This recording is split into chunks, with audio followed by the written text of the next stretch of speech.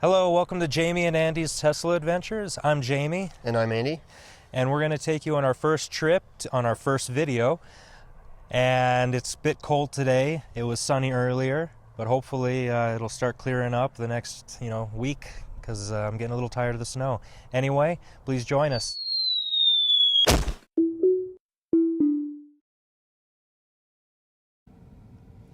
So we were thinking for our first trip on our first video that we would go to Steamboat Lake. That's in the near the Clark area, Clark, Colorado. So yeah, that'll be about 30 miles, right? Oh, there it is, 40 minutes right there. So 40 yeah, about minutes. close to that. Yep, 27 miles. And it's not snowing. It was snowing this morning, but it's a pretty decent day out for it. Hopefully it'll stay sunny the rest of the day. But anyway, yeah, here we go. Just go ahead. We already typed in the location we want to set the destination. And there we go. They knew it was in a parking space. Apparently. So it's backing up. Safely.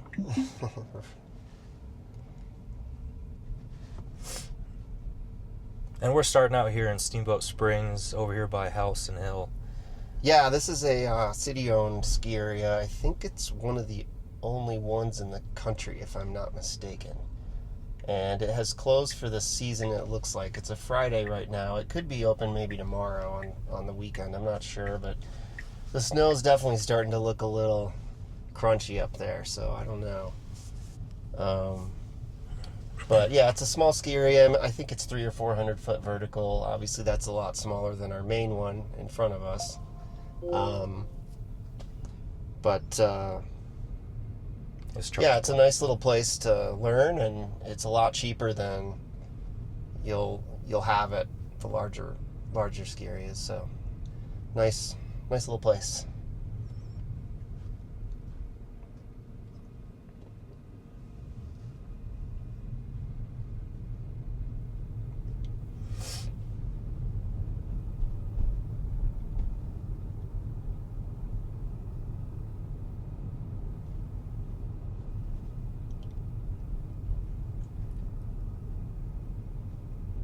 Right next to us on the right is the rodeo. We've never gone to the rodeo. Haven't, but we've heard and smelled it. Yes, occasionally you can smell it when it comes into town. Very popular, though. Yeah. A lot of events we have not went to in this town, actually. Everything's popular. You got the rodeo, you got Winter Carnival. The ski area. Yeah, the ski area, always obviously. Popular.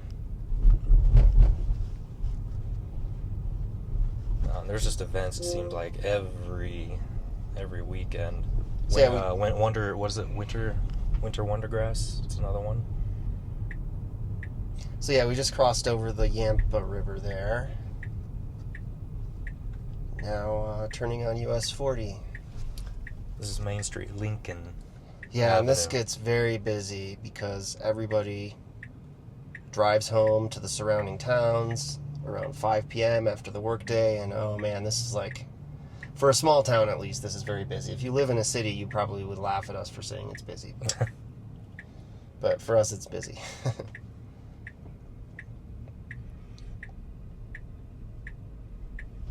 There we go. FSD did a very cautious move right there, but well. Yeah, it's amazing technology. I still can't believe it even exists. But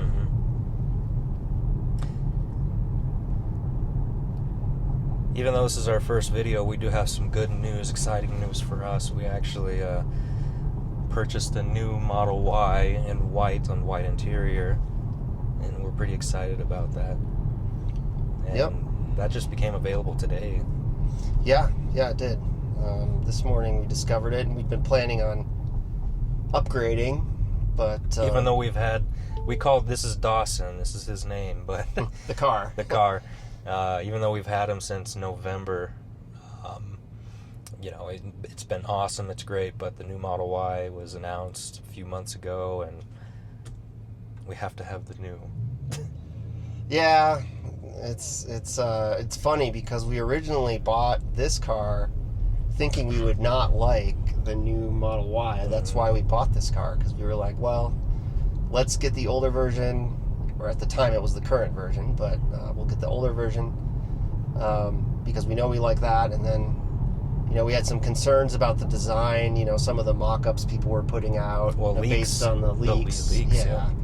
It just looked a little weird, and so we thought, we'll get the old school one and skip the next model because it's not really to our liking. But then the next model came out, and it turned out it was very much to our liking because it looked so much nicer in the flesh than it did in the kind of leaks and the estimations people were kind of throwing together as far as mock-ups and whatnot. So yeah, I will say the one that did kind of discourage me on that was the leak of the rear tail light.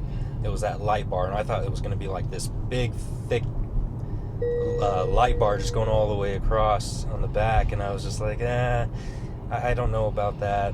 But then when we found out it's just a little tiny strip, and it shines light onto reflective surface, that's when it was like, all right, that's fine. Yeah, and in real life, it ended up being quite a design enhancement, I'd say. Certainly not a downgrade or a downgrade. Yeah, it's very nice. At the time, we thought it would look like a grandma car, like an old Pontiac with one of those long red Pontiac light things on the back. Yep.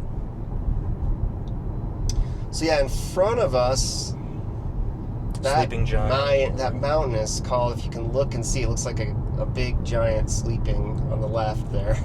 Sleeping giant. Yep. Sleeping person. And it is amazing in the winter. It like legitimately does look like a sleeping giant. Like he's covered with a little blanket. Yeah.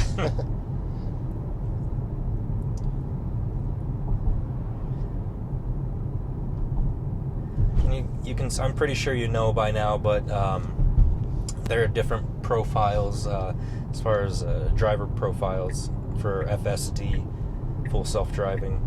There's chill mode, there's standard mode, there's hurry.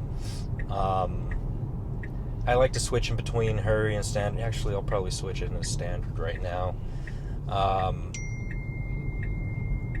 Maybe like if I were to go into Denver or around the Denver metro area, I put it in a hurry mode. I like it. I don't mind it. I like how it kind of weaves in traffic, tries to get past the slow pokes. And Colorado drivers are horrible as far as they are very dangerous. They will run you off the road if you're not careful. They are definitely eternally in hurry mode. They are aggressive. Yeah. But the bigger one is 2-lane roads. There's a road between here and Kremling, which is a town south of Steamboat, that is just a death trap, in my opinion. People just drive so recklessly on that road. Yep. They'll speed. It's a 2-lane road with very little shoulder. They'll speed like crazy. They'll pass kind of recklessly. Not ideal, that's for sure, but not a road we enjoy particularly driving on, especially in the winter or at night. Yep. Not to mention the deer like to come out and have cocktail parties on the road, which I know is always what I say, but which I could actually maybe post or attach a little slight clip of that. We got the windshield. By the way, what I did back there is I was going to probably disengage, but I decided against it because there was an object in the road, as you can see, but I decided against it. Anyway, we just got our windshield replaced recently because there was a chip in it, and we tried to replace it or repair it ourselves, and it ended up being a mess. The crack got larger, and it pretty much just stretched out really far. Anyway, I drove down to Gypsum, Colorado, to the Tesla showroom and service center, and I, after it got replaced, was driving back. I put FSD in control, and going around a curve, I think it was about 45 miles per hour around a curve, there was a deer crossing the street, and FSD saw it, and it slowed down, and it stopped until the deer got across the road. Anyway, I mean, like I said, I can show that to you in a clip, just a very short one with this video. Yeah, it's pretty impressive.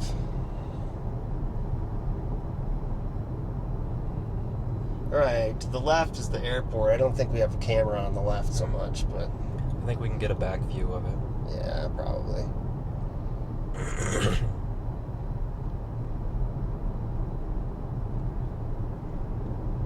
And he's a pilot. He really enjoys airplanes and all that stuff.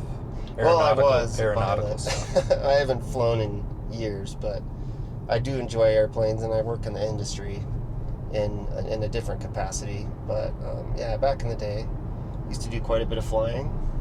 It was always fun.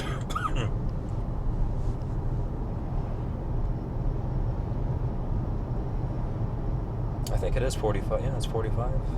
Doing pretty well in standard.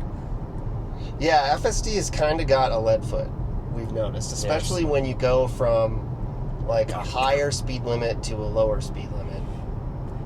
Yeah, if we were going like outside of Steamboat, heading towards Hayden, Colorado, coming back in, you know, it goes 40, but then back in town it's 25.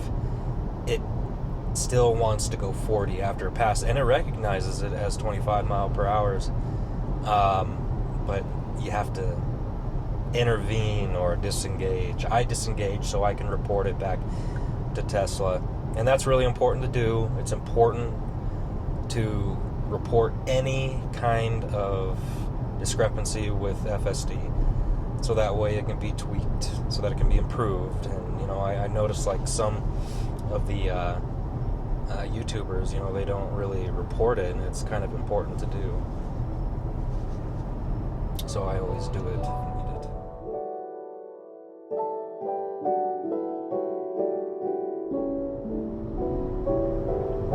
And it's mad at me because I was looking down at the center console for a second. I found if you actually put your sunglasses on, it'll say monitoring inactive. So it'll require me to, you know, put some pressure onto the steering wheel once it detects that I have sunglasses on, which it should here in a moment.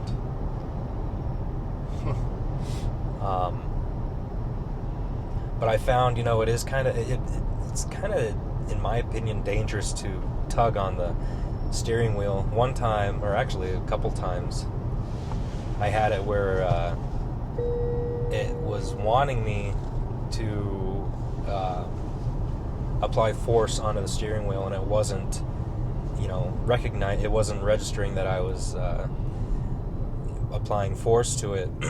And it I put more force than I usually would on it, and it disengaged FSD, which, I don't know, that's, in my opinion, dangerous, because if you're pushing on the steering wheel a certain way, the car disengaging, it has no more control over it. You have control, and if you turn the steering wheel a different way, it's gonna go that way. So I found the easiest way is just to scroll right here, and that actually helps out. So it avoids that problem. Yeah, and there was a wreck that kind of was similar to that. Was there? Well, that one that we saw the footage of, where the lady looked into the back and I believe hit the wheel or accidentally moved it. Her leg hit the steering and wheel. it disengaged FSD, and she didn't realize it, I think, and she ended up hitting the median. Thankfully, she was fine, but you know, it damaged the car, so definitely not ideal. And it's funny, there was actually an airplane crash that was the exact same problem. Really? Where the autopilot, it was in the Everglades in Florida, back in the, I want to say the 70s or the 80s, and the pilot accidentally, I think, hit the control yoke, and it disengaged the autopilot, and he didn't realize it, and they began descending, and they literally just flew right into the Everglades without even realizing that the autopilot was disengaged. So, oh, jeez, that's not good. Nowadays, systems are a little better, and that is almost, I don't want to say it's impossible, but that would be extraordinarily unlikely to have happen. But kind of an interesting accident. I don't know what you do in that case, because you have to have that steering wheel function, because in a stressful situation, dexterity, the fine motor skills kind of go away. You have to have that gross motor skill, gross motor function. So 2 arms, using this, to apply force on the steering wheel is better than using your fingers in a stressful situation if you had to take over. Yeah. From FSD. So, I get it.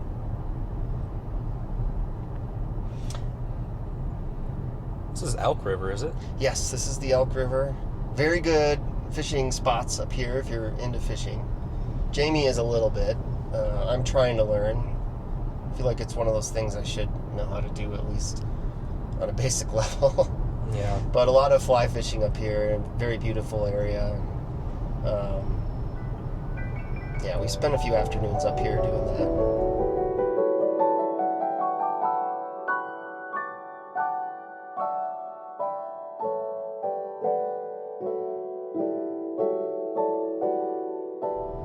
And for those who really don't know what FSD is, it's full self-driving. I don't know if I just explained this at the beginning. I don't think I did, but it's essentially autonomous driving. So you type in an address, which we did. We tapped on the destination that we wanted to go to, and you can, as you saw earlier, push a button and the car will leave. And then, I'll see, now it says attention monitoring unavailable, so it'll ask me to, there it is right there. So I just scroll and it's done. But anyway, so it's supervised FSD, which means you still have to pay attention, which is why you see me either doing this or having to, it yells at me to pay attention. You still have to be alert, watching the road, because FSD can make mistakes. Also, people on the road make mistakes as well. But hopefully soon, unsupervised FSD should be coming out in, was it Austin, Texas? Well, I think it's connected to the cyber taxi, isn't it, in some way? I could have swore Elon came out with a tweet that said FSD for Tesla vehicles. Okay, cool. So that's kind of vague.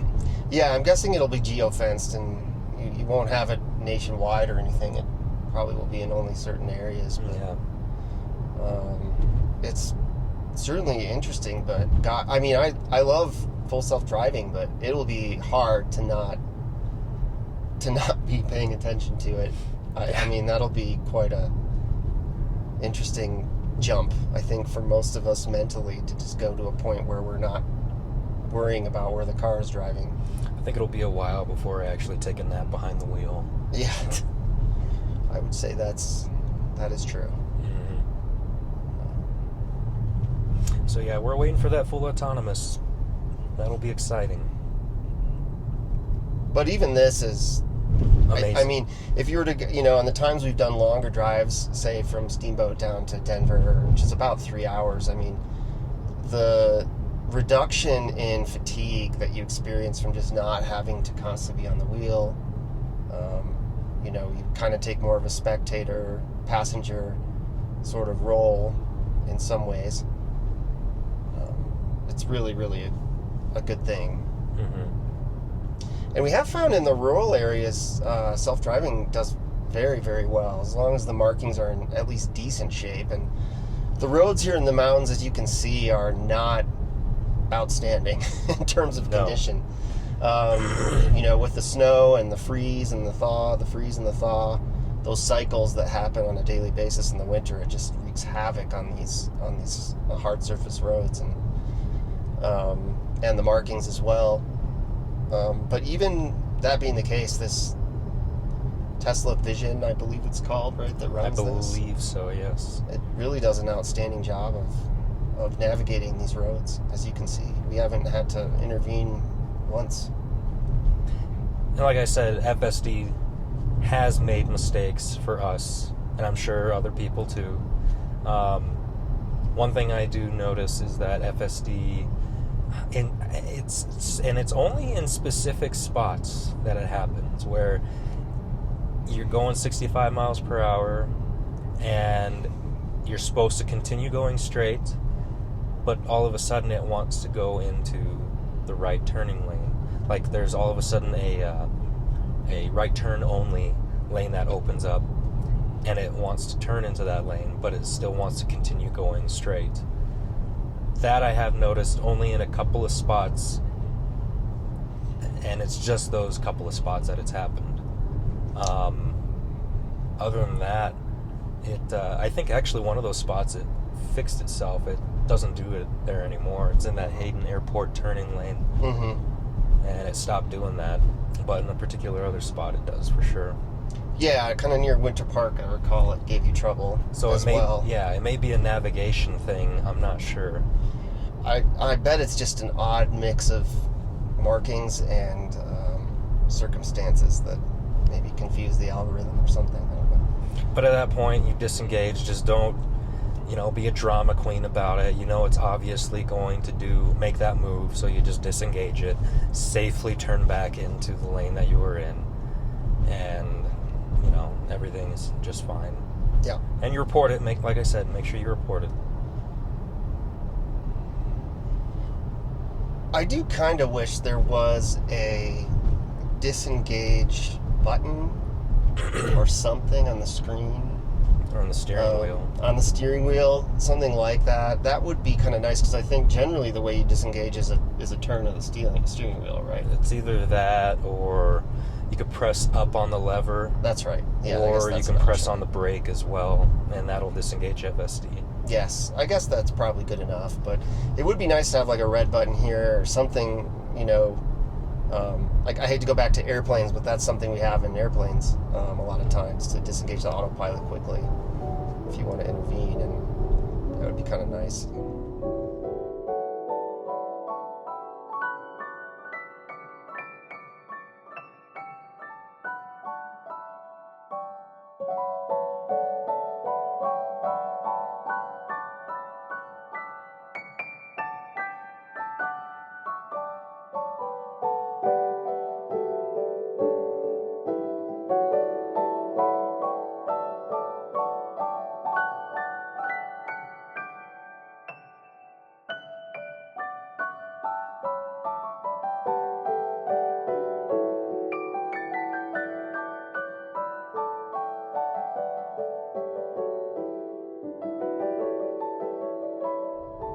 So in a few months, this will be lovely and green. Mm-hmm. And Lovely. I feel like we got a good amount of snow this year, so I suspect it will be pretty green summer. Mm-hmm. And this is a absolutely beautiful drive in the summer, and the fall especially, I would say. Yep. The foliage The fall here is really nice. with all the aspen and just the trees in general, the foliage is just incredible up here. And of course, the more water you get in the winter and during the summer, the more beautiful it is. But that's one thing when we moved here, 13 years ago? About 13, yeah. I was struck by the beauty of this place in the summer and especially the fall. The old adage, and it is so trite, but it is kind of true, is like everybody comes for the winter thinking they're going to be into skiing and snowshoeing and all the winter activities you do up here, but then they stay for the summer. Once they've been through a summer, they realize it's just incredible up here in the summer. So we found that was true. I'd say summer is my favorite. Summer, spring, and fall, but spring and fall especially are just incredible up here. The temperature and how pretty it is. And Summer and fall, yeah, I'd say for me. yeah. And it's another thing that I really like about it. Like, Denver can get hot. Mm-hmm. The Front Range, that whole Denver area, we call it the Front Range, but Denver metro area. Even north and south, it just gets so hot down there sometimes. And up here, you usually have 10 to 20 degrees lower temperatures, and it makes a world of difference. I remember when we were looking at homes up here, I'd drive up during the summer days, start in Denver and come up here, because at the time we lived down there, and the difference in temperature was just incredible. So much more comfortable. The downside is very few homes have air conditioning. So on the hot days, that part is a bit of a downside. But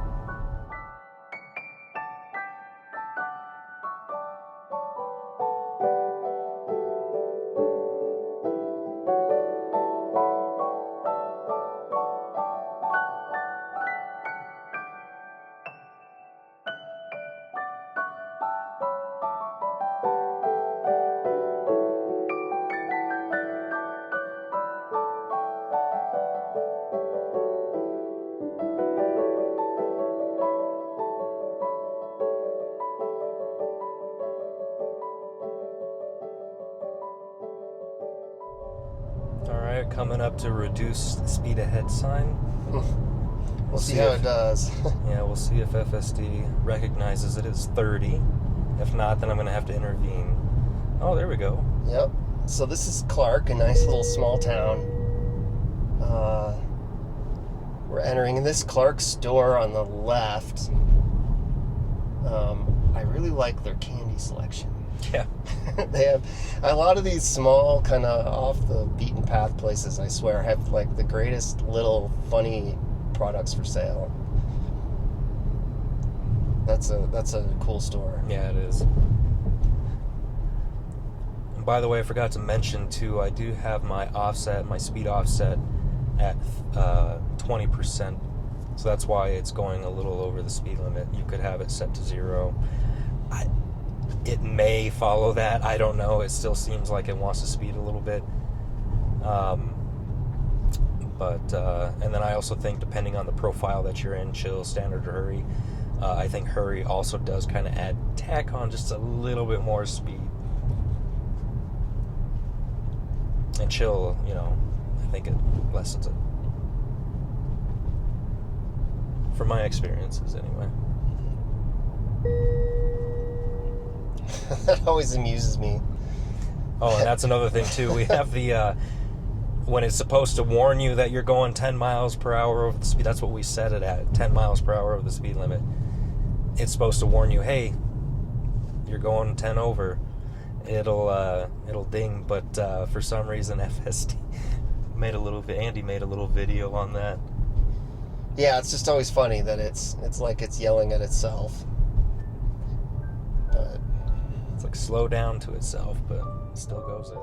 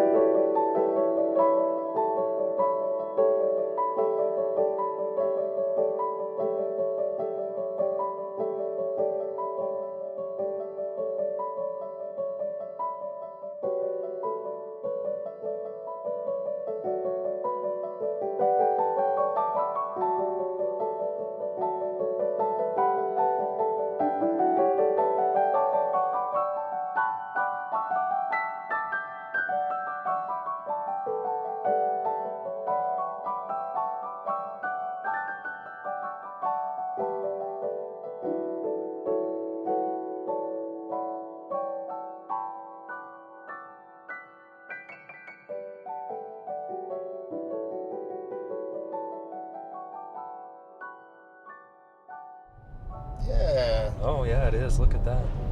Yep, right ahead of us, if I'm not mistaken, is Hans Peak, right? I think so. Yeah, and it's kind of obscured there by that low cloud cover. Well, I'll be curious if we get closer, maybe you can make it out a little better. But Yep. definitely probably getting some snow, at least up here.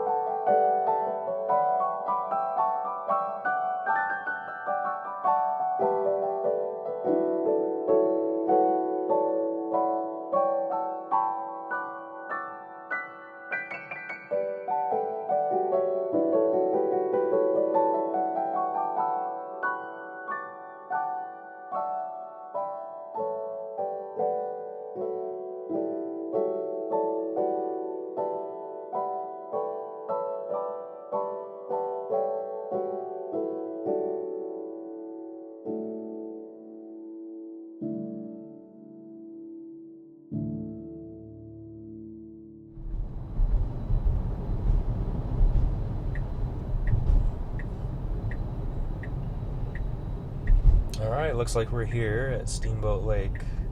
Yep. The visitor center.